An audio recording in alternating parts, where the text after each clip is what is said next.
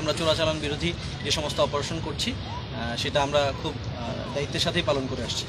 এরই ধারাবাহিকতায় গতকাল রাতে আমাদের একটি বিশেষ অভিযান পরিচালনা করা হয়। সেখানে আমাদের মূলত একটা অস্ত্রের ইনফরমেশন ছিল।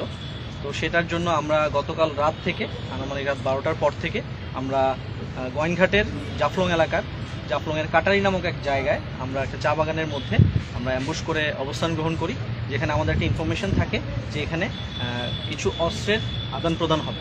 কোনো একটা গ্রুপ অস্ত্র রেখে গিয়েছে, সেখান থেকে আরেকটি গ্রুপ অস্ত্র নিয়ে যাবে, এই ধরনের একটা ইনফরমেশন থাকে। সেই ইনফরমেশনের ভিত্তিতে আমরা আমাদের অ্যাম্বুশে অবস্থান গ্রহণ করি। পরবর্তীতে সারা রাত সম্ভবত আমরা যেটা বুঝতে পারি, সারা রাত অবস্থান গ্রহণ করার পরে তারা হয়তো বা যারা অস্ত্র চোরাকারবারি তারা হয়তো জানতে পারে আমাদের অবস্থান, এবং সকাল অবধি আমরা চেয়েছিলাম আসামি সহ ধরার জন্য।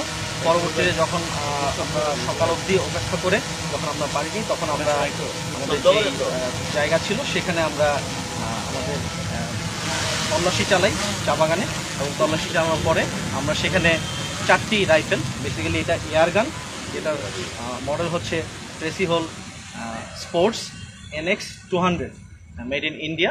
এটা ক্যালিবার .177। এটা মূলত এয়ার গান, যেটাতে আসলে গান পাউডার নেই, এটা গ্যাস অপারেটেড।